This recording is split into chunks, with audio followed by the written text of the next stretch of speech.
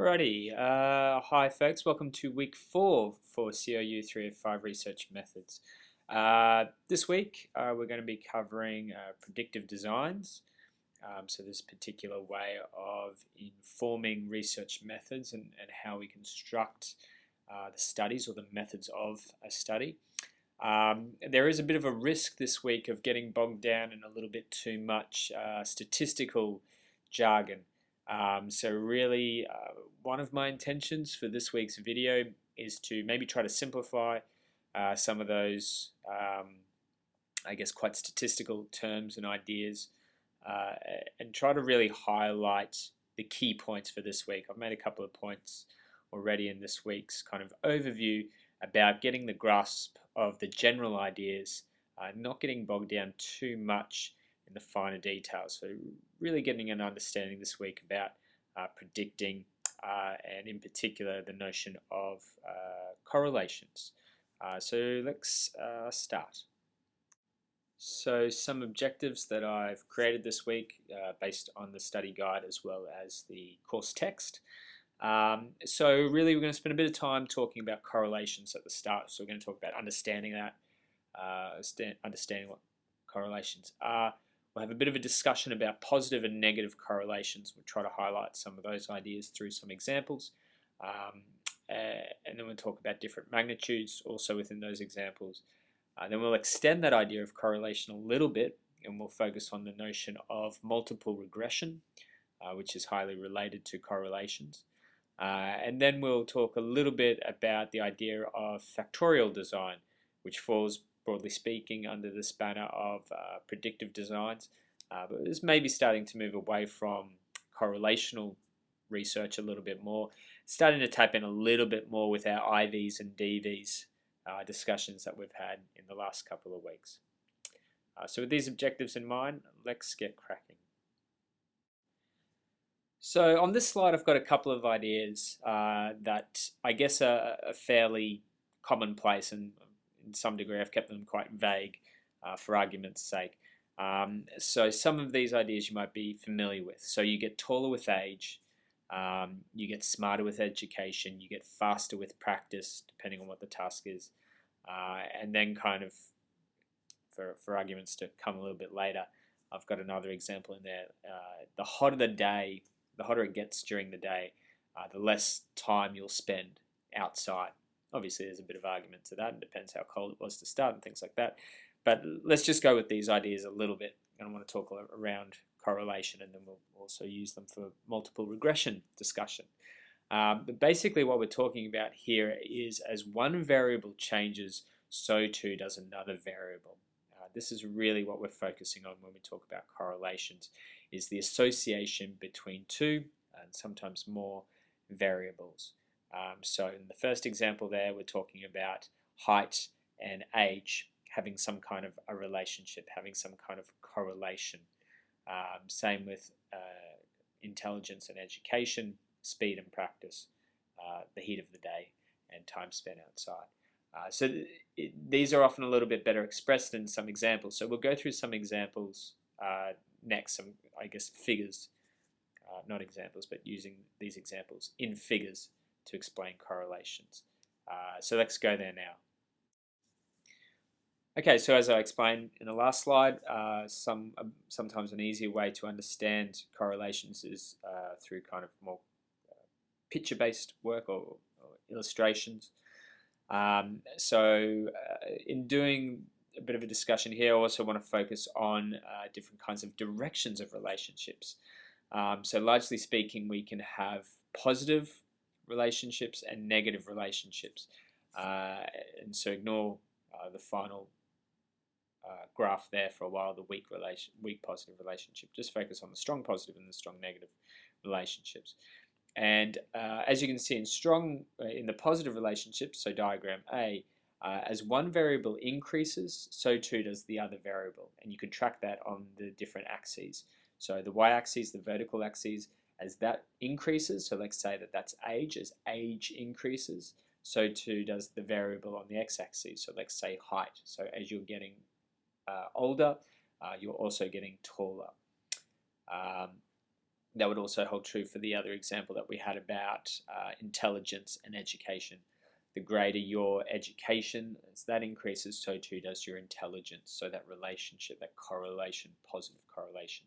And negative correlation is as one variable increases, the other variable decreases. So I had the example before of hot days and time spent outside. So as the heat of the day increases, the time spent outside decreases. So as one variable is increasing, the other variable is decreasing. This is what we call a negative correlation, negative relationship. I had another example before as well. It was about, I can't remember exactly now.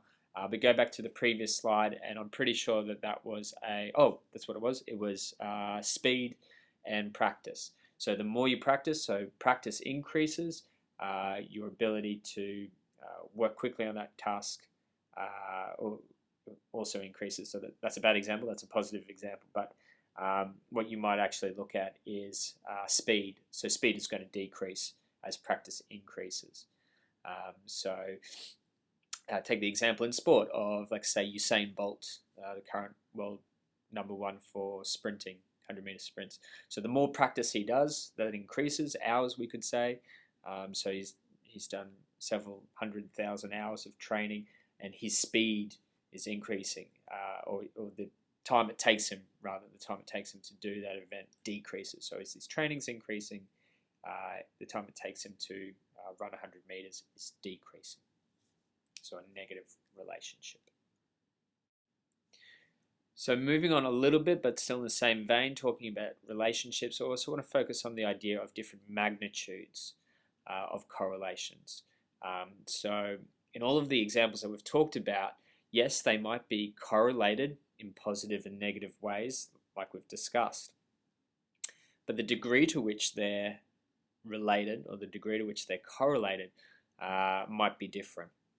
And the textbook identifies, I guess, more specific cutoffs for what constitutes a weak or moderate or strong relationship.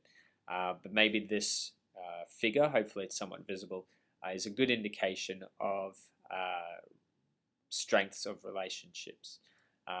So you can see, I guess, if we had a group, and let's say we're looking at height, at least in the first few, then we can see that people seem to have a fairly solid increase in that. That's what the perfect positive correlation is, and kind of height and age is close to that. It's very rare that you would find a perfect correlation. There are some, mostly in nature, not so much in social sciences. But as more variability comes into individuals' scores, the less likely we are to find a strong relationship. So in other words, that relationship weakens with the greater variability between scores. So again, depending on your variables and the other external variables influencing those relationships, you might find a weaker and weaker relationship. And that's what these figures are highlighting. So not only can you have a weak positive relationship, which is what's being highlighted from across the first 3 or 4 pictures there, but you can also have a different degree of negative correlations, which has been depicted, I guess, really in the last 3 pictures in this particular slide. So something to keep in mind about correlations: not only can we have directions, so positive and negative, but we can also have magnitude or degree of relationship, which can vary anything from strong to moderate to weak to none, which is the case of 0 correlation. So that's an important aspect as well, I guess, is that you can have a correlation coefficient. And put another way, it's the number that highlights how strong a relationship is and in what direction it is. So you can see, for example, here we've got a 0.3, which is a low or kind of roughly weaker relationship. In some cases it's pretty moderate. Positive as well. And then you can also see a negative 0.3 or negative 0.8, which indicates not only the direction being negative, but also the magnitude of that relationship. Okay, extending on that idea a little bit more, we've really covered what we would referred to as bivariate correlation. So bi meaning two, variate meaning variables, and correlation meaning relationship. So we've looked at how two variables might vary in accordance with each other and discuss that relationship. But you could also look at more than one variable, more than two variables relating. And this is what multiple regression is really looking at. Multiple regression is really saying that we've got two predictive variables, two independent variables that we think might influence a dependent variable, a third variable. So I'm going to use the same examples that we used before, but I'll chuck some other ideas in there. So the idea of that you get taller with age, but there might be other things that influence height, not just age. It might also be genes. So in other words, age and genes might predict your height. So we've got two independent variables there, age and genes, influencing our dependent variable height. You get smarter with education, which was another example, but education and access to resources, might they be books or good teaching or whatever it might be, influence intelligence. So in other words, we've got two independent variables, education as well as access to resources, and we believe that that may influence intelligence. So here we can start seeing these two examples already. We've got more than one predictive variable, more than one independent variable. Hence the term multiple regression. We've got more than one predictor. Also holds true for relationships that we would, I guess, assume to be negative relationships. So the idea of you get faster with practice, but practice and skill might influence speed. It's not just practicing. You've actually got to practice and get better at something. So that idea of practice and being capable will influence speed in the, I guess, Usain Bolt example. You know, I can practice all I want. I don't think I'm going to get any quicker because I quite simply don't have the skill. But if I have skill and practice, then it's likely that I would become faster. And similarly, with our final example, the heat of the day and time spent outside. So not only heat, but also your ability to regulate your internal thermostat. Some people feel the heat more than others. Will determine whether or not you will spend more or less time outside. So again, two independent variables, two predictive variables, just using independent variable and predictive variable interchangeably here, influencing a dependent variable, hence multiple regression. And just to finish off, just wanted to touch a little bit on factorial design. And factorial design, I guess, is another extension from multiple regression if we wanted to continue along the lines that we've been focusing on. And now you're introducing another variable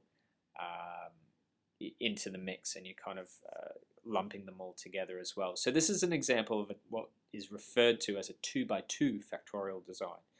And you might say that gender and age influence perceptions of social connectedness, which is probably true. So think about it a little bit, just generally speaking. We know a lot about the idea of males and females having different notions of their social engagement, the social connectedness. Typically, we identify that females are more competent social creatures, social beings, than their male counterparts.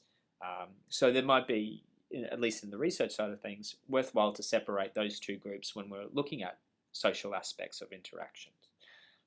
But we also know that adults, or that age, can also influence that idea of your social connectedness. We know, for example, adolescents go through quite a tumultuous time in terms of their social connectedness during that developmental stage, whereas adults tend to be a little bit more settled, a little bit more comfortable in their social groups. They've often weaned out those that they don't like relating with, or they struggle to relate with, and really feel a lot more comfortable with their social connections. So again, it makes sense to separate people based on their age. And so we could essentially set up a little study that looks something like the table here. We could separate individuals based on their gender, so male and female, and then we could also separate them based on their age. So we could have an adult group, which might be 35 plus, and an adolescent group, which might be 15 to 20 or something like that. And then we might measure their responses on a questionnaire that taps into social connectedness. And I've tried to kind of just put together numbers there that reflect the discussion that I've already said. Higher scores in this particular made up measure is an indication of higher levels of social connectedness. So adult females at the top, then adult males, then female adolescents, and then male adolescents. So hopefully that makes sense for the 2x2 factorial design. And again, it's another way of showing how variables might predict scores in dependent variables. In this case, dependent variables, social connectedness.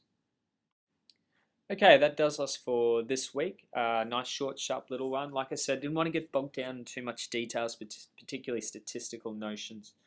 I think it's a lot to know for not much outcome. I think about the assessment for this course and the objectives of this course. Some of that information is more for interest's sake than anything else. But I think the stuff that I've covered here, if you can understand those ideas and if you can read a little bit around those ideas this week and really get a firm understanding of them, then I think you've done a good job. The study guide will help you do that. You'll probably go into considerable amount of detail, more than you probably need. But there's no harm in that. I certainly wouldn't want you to go less than what you need in terms of information. But this little presentation hopefully gives you a good outline of what I think is important for this particular topic. Next week we're going to look at surveying, not in the I guess town planning sense or something like that.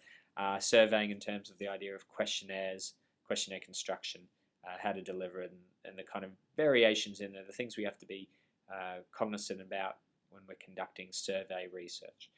So I hope you enjoyed this little video. Leave some comments on the forum. I've put up a little activity there that taps into some of these ideas.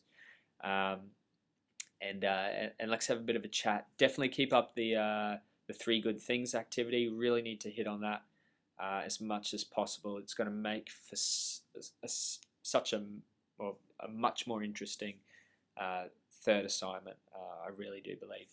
Deb Barth and I have spent a bit of time looking at the assessment for this course, and so we're really keen to try to make it a little bit more interactive, a little bit more interesting, and definitely more valuable than maybe what the course has been previously. So all the best, guys and girls. Have a great week, and I will touch base with you during the week and then next week as well. Take care.